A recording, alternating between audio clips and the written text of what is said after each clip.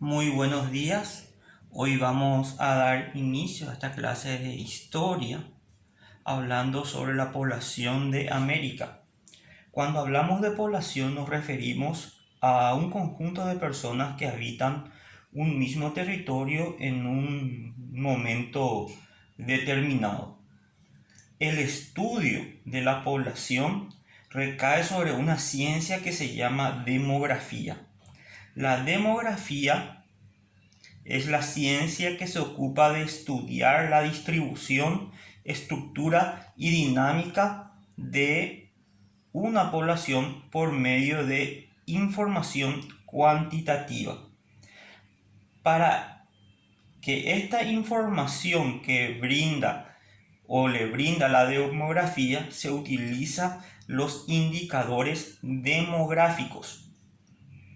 Los más destacados en cuanto a los indicadores demográficos son los siguientes. La esperanza de vida es la cantidad de años en promedio que viven las personas de acuerdo a la condición de vida existente. Se tienen en cuenta los ítems de vivienda, salud, alimentación, el año en que nacieron, etc. Otro indicador demográfico es la densidad de la población. Es la relación que existe entre la superficie de un territorio y el número de habitantes que residen en él. Se expresa en número de habitantes por kilómetros cuadrados. Otro indicador demográfico es el crecimiento natural o vegetativo. Es el resultado que se obtiene de restar la tasa de natalidad, la de mortalidad. La cifra obtenida indica cuántas personas se agregaron a una población en un año. Otro indicador demográfico es el crecimiento total, que se obtiene de sumar o restar el crecimiento natural en el saldo migratorio, que es la diferencia entre las personas que se incorporan provenientes de otros países. En cuanto a los grupos y pirámides de población, podemos decir que para estudiar las características de la población según la edad de los individuos, los investigadores suelen clasificarlas en tres grandes grupos de edades. Los niños menores de 15 años, que representan la población escolar que no realiza ningún tipo de trabajo pagado. Los jóvenes y adultos entre 15 y 64 años, que constituyen la población económicamente activa, es decir, los que están produciendo algo, los que están trabajando. Y los adultos mayores, que son aquellos que tienen una edad más de 64 años y en general ya dejan de trabajar o dejan de producir, ya no forman parte de la población económicamente activa. En cuanto a las características demográficas de América, podemos decir que para estudiar la población americana tenemos que dividir el continente americano en dos grandes grupos, la América anglosajona y la América latina. La primera es la que está integrada por los Estados Unidos y Canadá, que se llama así porque eran colonias que pertenecieron al Reino Unido antes de independizarse. Y bajo el nombre de América Latina o Latinoamérica o Iberoamérica se agrupan las naciones que fueron colonizadas principalmente por España y Portugal, que forman la península ibérica. Según datos estadísticos del año 2016, 997 millones de personas, que representan el 14% del total del planeta. De esa cifra, 637 millones habitaban en América Latina y 359 millones en América anglosajona. La población o las principales características demográficas de la población son las siguientes. Una población en constante ascenso, más acusado en Latinoamérica, que crece en promedio al entorno de 1,1%, mientras que en América anglosajona lo hace 0,8%. Es decir que las características demográficas en América Latina y en América anglosajona es que tiende a subir la población, nada más que en América Latina hay un aumento mucho más considerable que en América anglosajona. Una progresiva reducción de natalidad en América anglosajona se sitúa en el 12,4% y en América Latina en el 17,8%. Esto también ha repercutido en la tasa de fecundidad, ya que en Latinoamérica se ha pasado de los 6 hijos de media en 1950 a los 2,2 en la actualidad. Y en la América anglosajona, la tasa de natalidad era de 1,8 hijos, lo que significaba que está por debajo de la llamada tasa de reemplazo generacional. La esperanza de vida en América Latina ronda los 75 años y en América anglosajona los 79 años. Las mujeres registran las cifras más altas, 78 años para América anglosajona para América Latina y 81 años para América anglosajona.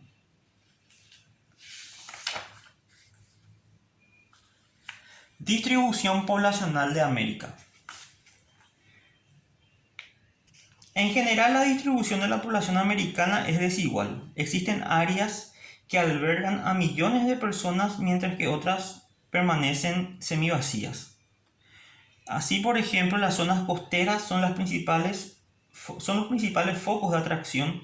En cambio, los desiertos como Atacama en Chile, Sonora en México y Estados Unidos, la selva amazónica, el Chaco en el Paraguay en nuestro caso, y las grandes cadenas montañosas como los Andes y las Rocosas cuentan con números de habitantes muy reducidos. En América Latina y el Caribe la densidad media ronda los 31 habitantes por kilómetro cuadrado, cifra que se reduce para América anglosajona a 19 habitantes por kilómetro cuadrado.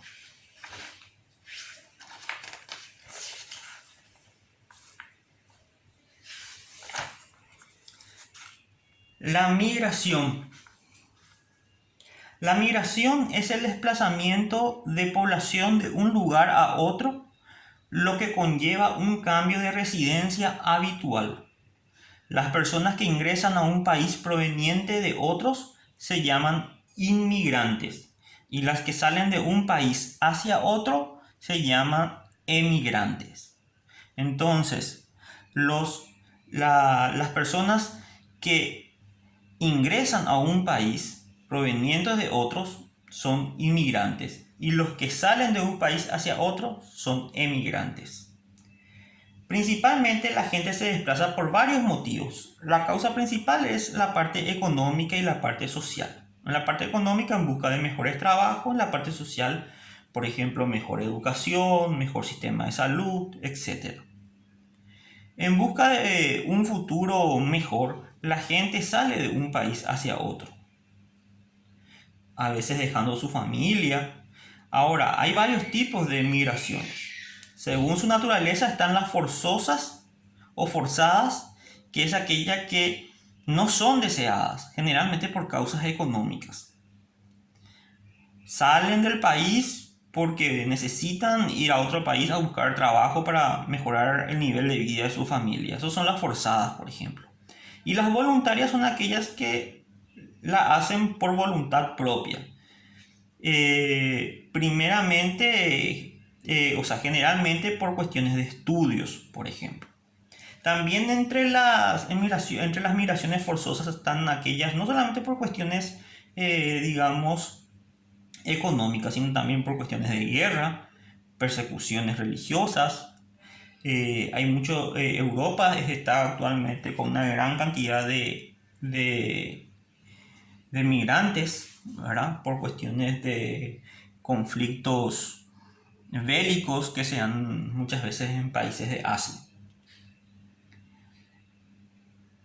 Según el tiempo, los desplazamientos, las migraciones pueden ser temporales por un tiempo determinado, como por ejemplo, obtuve una beca de estudio para el extranjero, termino y vuelvo a mi país. O también pueden ser definitivos, si las personas ya se quedan en en ese lugar. Según el espacio en el que se producen las migraciones, se distinguen las internas y las internacionales. La primera tiene lugar en el seno propio de un país y la segunda cuando las personas se dirigen a otras naciones. Puede ser también, por ejemplo, las migraciones internas, gente, por ejemplo, de Caguazú que venga a buscar trabajo en Asunción, sea dentro de un país. Internacionales cuando los paraguayos salen, por ejemplo, a España a buscar trabajo. La migración en América. En el siglo XIX y parte del siglo XX, la inmensa mayoría de los emigrantes fueron europeos. Luego de la Primera Guerra Mundial, la mayoría de los europeos vinieron a América por la recesión económica que había.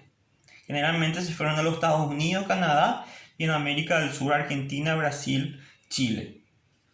Pero luego de la segunda mitad del siglo XX, a partir del año 1970 para arriba, fueron más la mayor cantidad de latinoamericanos que fueron a Europa o a Estados Unidos, produciéndose así una gran cantidad de migración internacional. Ahora, ¿por qué es muy importante la migración o los grupos de migrantes que se encuentran en el extranjero? Por las remesas. ¿Qué son las remesas? El dinero que envía las personas que se encuentran en el extranjero a las familias que se encuentran dentro del país. Es el aporte económico, es el dinero como sacrificio del ahorro que ellos hacen allá y envían, ese dinero a nuestro país para mejorar la calidad de vida de sus familiares. Esas son las remesas, que en nuestro país es un gran aporte a la economía, pero con esta cuestión de la pandemia, lógicamente, también los trabajos en Europa, en los Estados Unidos, se vieron afectadas y también las remesas cayeron. Bien, espero que esta clase les sirva y nos vemos en otro video.